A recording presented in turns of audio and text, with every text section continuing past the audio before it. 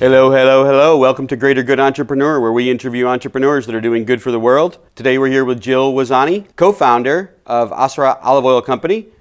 Hello, Jill. How you doing? And welcome to Greater Good Entrepreneur.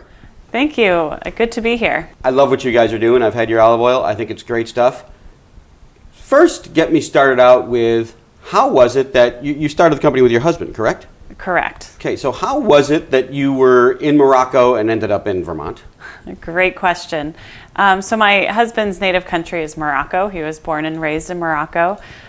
We actually met in the United States. And then we lived together in Morocco for a little under 2 years before moving to Vermont for me to pursue graduate studies. You met in the U.S., but he's from Morocco. So where were you sort of hanging your hat at that time? So we met in college. Okay. All right. Yes. In Wisconsin. Vermont? Wisconsin. Oh. Yes. So we've been all over the map. I'm from Ohio, went to college in Wisconsin, went to Morocco, and am now in Vermont. Okay, so you like your cheese states. Yes. Lots of good cheese in Wisconsin. Okay, so you're in Ohio, Wisconsin, then the two of you end up in Morocco together? Mm-hmm. Okay. Yes. All right.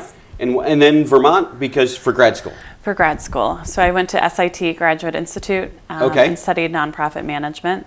Okay. And now you're running a for-profit business? All right. But it's a for-profit business that's doing good for the world, and that's part of what we like to talk about here. Should it be for-profit? Should it be nonprofit? This is one of the great questions that always comes up, so I actually would like to get to that. Sure. Okay, so what was the inspiration for starting the business, and where is it that it's... Tell me about how it's sort of doing good in the world. Sure.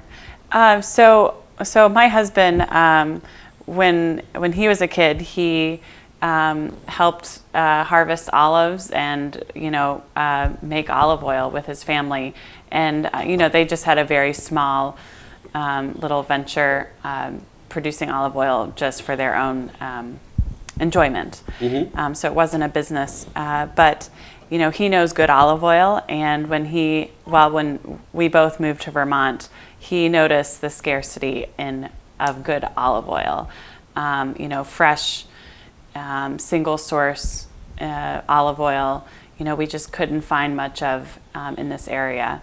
And so back in, we moved here in 2009. Starting around then, he talked about his dream of someday doing something with olive oil. And by the time 2014 rolled around, he said, you know what, let's do this. If we don't do it now, we never will. So we just decided to dive into this this whole idea of importing artisanal extra virgin olive oil from Morocco, from his native country, importing it here, and just providing the opportunity for Vermonters to enjoy really good olive oil. So, boy, I have so many questions, I don't even know where to start. First one is, having grown up Italian, my grandmother always told me the best olive oil was from Italy, as my family likes to say it. So why this particular olive? Is there something about the temperatures? Is it something about the way the trees exist there? What is it that makes this great olive oil? So, first of all, I just want to say there's great olive oil throughout the Mediterranean region, including Italy, Spain, Portugal, Morocco, Tunisia.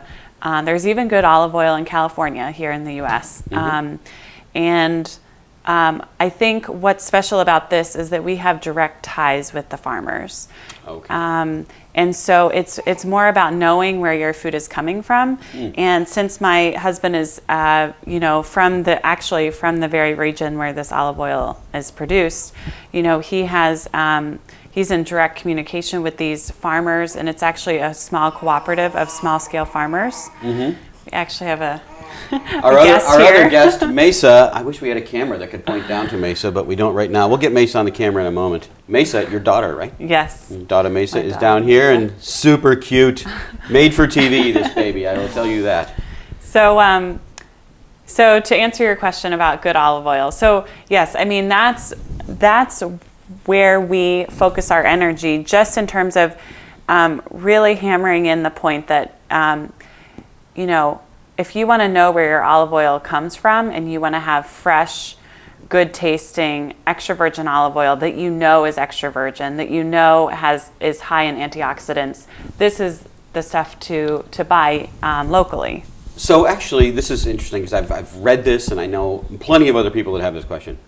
I've heard that when I buy extra virgin olive oil in the store, it really isn't extra virgin because there are labeling that makes it not really extra virgin. What does it really mean, extra virgin, and how do I know if I'm getting it other than knowing the source that it's coming from? Sure.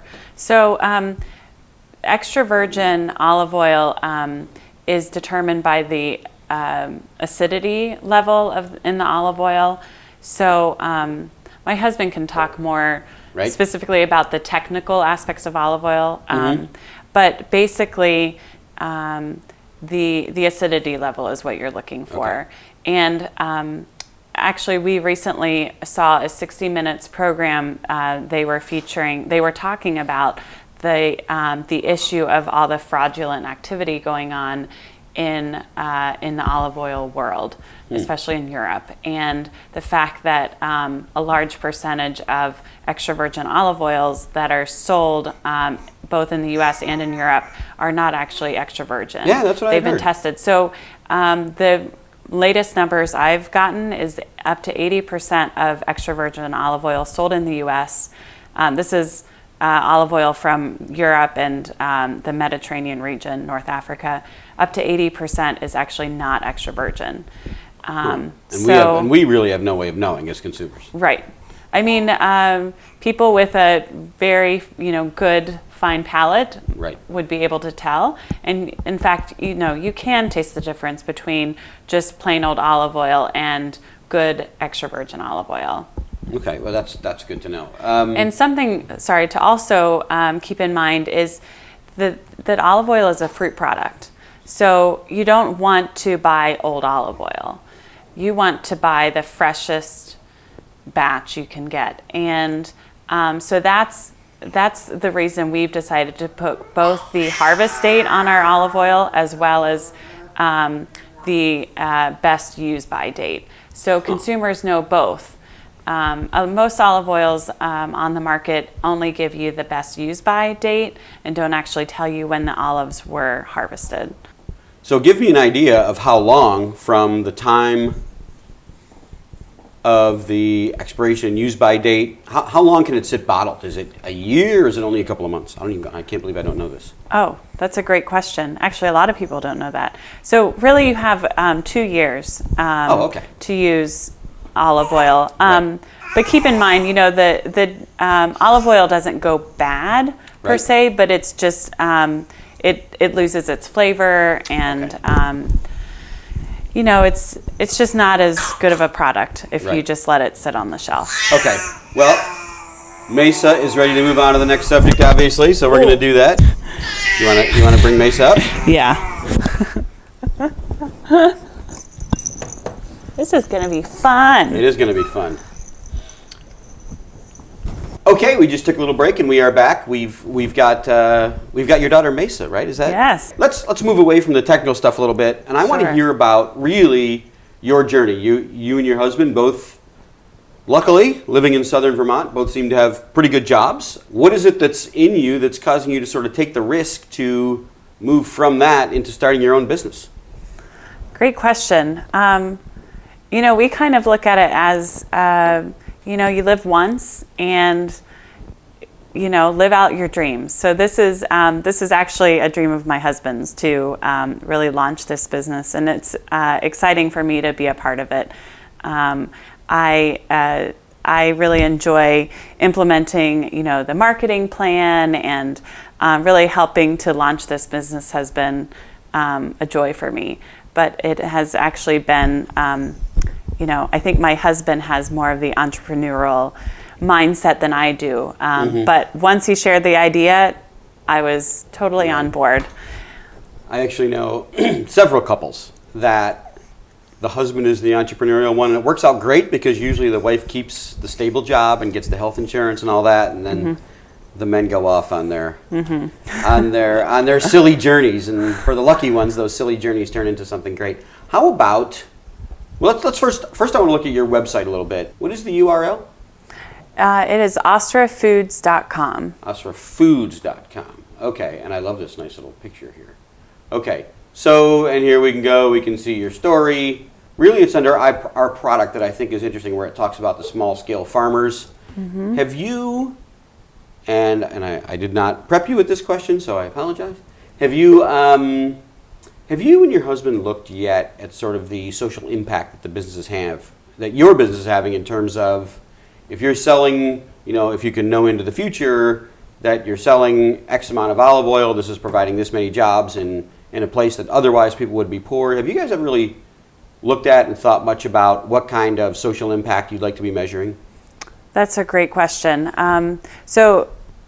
Something I haven't mentioned yet is that this is just our pilot year. Mm-hmm. So it's a really good opportunity for us to discover what's working, what we could do more of, and that's definitely an area that we'd like to do more of.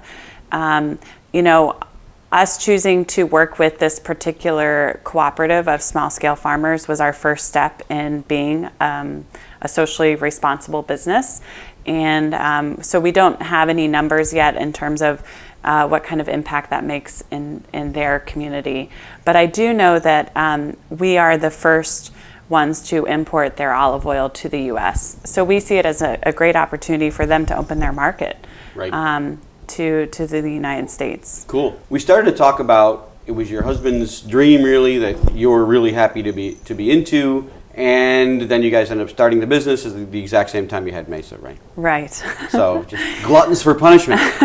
The timing wasn't necessarily planned, but we're delighted to have both a baby and a business in the same year. You birthed two things at once, essentially. Yes. So where are we now in the business? We have some distribution, right? You've got some stores carrying. Yes, our product is at the Brattleboro Food Co-op and the Vermont Country Deli, and we're looking to expand further in southeastern Vermont. Okay, cool, mm-hmm. Cool. I guess the last thing I'm wondering really has to do with, have there been times yet mm-hmm. where you've just been like, this just is not worth it? Baby's crying, you're fighting, the website's not up. It just seems like there are so many, and every entrepreneur I have on here, we always get to one of the best things to get to, because when we only talk about the good stuff, mm-hmm. it can be inspirational to other entrepreneurs, but it doesn't really reflect the reality, because when they get to what mm-hmm. Seth Godin calls the dip, mm-hmm. the time when they're just sick of it and they just want to go back to making their salary. Have you yet had any points where you've both just been like, maybe we've birthed too much all at once? We definitely have had those moments. I think that the most intense moments to date have been really getting the olive oil here, the importation. Really? That's been the hardest part. Import has been the hardest part. And luckily, my husband has a couple of brothers who've been working with us on the Moroccan side, who live in Morocco, close to the farms, and have been instrumental in getting the olive oil here. So, we couldn't have done it without their help. And there were just several challenges that we weren't anticipating, because this is a new business for us. Right. We've never imported before.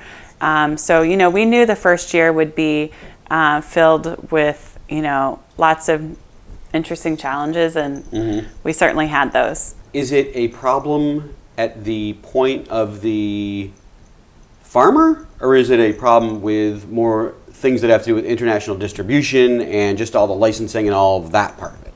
I think that the licensing, it's just a lot of paperwork to go through, to get through, but also, working with a small cooperative they've mastered the art and the skill of olive oil production, and that's what's important for us. We want the best product. Mm-hmm. But they haven't mastered the business side of it. So, working on, everything from, getting the pallets ready and the olive oil bottled and taken to the port, and all the little steps along the way. It required some extra help, and also in getting all the required paperwork together. So my husband worked on that with his brother's help. And this is I feel bad asking you this question. Do you know if Morocco is part of the EU? It is not. It is not. Okay. Because the only reason I ask that is I have a good friend that basically has a business exporting goods from Spain. Okay. And she knows all that. She's been doing it for 15 years, and she really knows how to navigate that. Nice. And I'd like to hook you up with her. Oh, it'd be great. Because she's been navigating that for probably now 15 years. Wow. And her entire business, actually, she is an American that now lives in Spain, and she saw all these great products. Actually, I think olive oil is one of the things that she sells. Nice. And she's been navigating basically this whole landscape of exporting from primarily Spain to the U.S. for years. Wow. And I'm sure that some food products are part of what she does. So her business is at Spain, which is @spain.com, by the way. And I will check that out. Yes, yeah, and she's great, and I've known her for years. So I will definitely connect you with her, because she will be able to help you navigate. I would imagine those waters are just incredibly difficult in the first year, 2 years they probably. Are. Mm-hmm. So, and I'm guessing once you nail them, it'll be easier to expand your existing business. So, yes. So it sounds like the most difficult times have been technical, not around family and the challenge of having a new baby and all the other stressors that must go with this. There's certainly more that we could both be doing to grow this business, but right now, our focus is on a new baby and our jobs. We're both employed full time, so there's only so many hours in the day. Yeah. We're also recognizing that, it's nice that our livelihoods don't depend on this business yet, that this is just a small venture. But if we really want to grow it, we need to ask the hard questions of, how much time do we need to be putting into this, and really carving out goals for the coming year. Right. And that's something, we'll be doing. So is your husband a business guy? Does he do accounting and things like that at all? He has experience in accounting. He does a lot of project management, and I won't get into the details of what he does. I guess the reason I ask is there somebody in the venture that has a spreadsheet somewhere that says, when that cell gets to this number, then I can quit my job, right? Right. Right. It's either number of bottles or amount of profit or whatever it is, but. Right, and at this point, this first year, because we've only brought one shipment here, we wanted to kind of test the market here.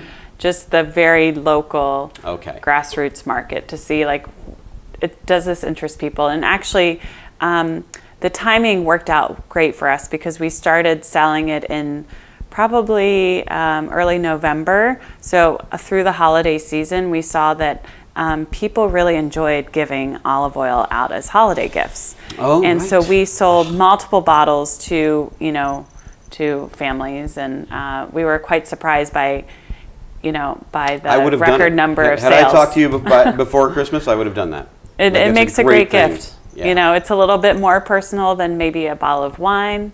And there's a story behind it, which people really enjoy. And I printed far more brochures than I originally anticipated, because people wanted to give our brochure out with the olive oil to share the story. So you're the marketing guru of the business, right? I am. So are you already planning for next Christmas? Not yet, but I need to. you know that's Yes, kind of something that's one of the things that you need to hit. Right. Because I could imagine that being 30-40% of your business. Right. Next year. Definitely. Have you looked at, because I had someone else on here that she doesn't do a food product, but it is artisanal and it's a similar market, and she has had huge success. Another married couple, nice, with farmers markets. Nice. Have you done that yet? That's a good venue, but our product doesn't really fit into the farmers market model, because it's not a local product. Really? Right. So I've actually talked to a few markets. There might be a select number that our olive oil could be sold at, given that we're a local purveyor. Right. But so far I haven't found those. Huh. It's interesting because there is no good local olive Right. oil. Right? It doesn't exist here. It doesn't So exist. It's part of our mental models that we need to work on, I Yeah. guess. Whoa. Mesa. Should we take a break? Okay, unfortunately we've lost Mesa. Mesa has taken a break. She was done being on TV. But we're going to wrap up here ourselves, actually. So where can we find Asra olive oil online? Great. On our website, we are selling bottles from the website, but we have focused on selling to the southeastern Vermont communities. So we haven't done a whole lot of online sales yet, but we're definitely geared up to do that. All right. Are you on Facebook? We are. And so what would I search? What would I search if I went to Facebook for that? You can search Asra olive oil, Okay. and our page will pop up, and be great to get So I more should likes. like that. And, yes. And then you'll have announcements when you get new shipments in or you have Yes. new product. And we'll share recipes. Oh, cool. Cool. Interesting ways to use olive oil. Great. Excellent. Okay, Jill, thank you very much. I'm really excited to keep an eye on sort of the growth of the business. Thank you. Okay. Thanks for having me. Okay, that's it for today on Greater Good Entrepreneur. We will see you next time.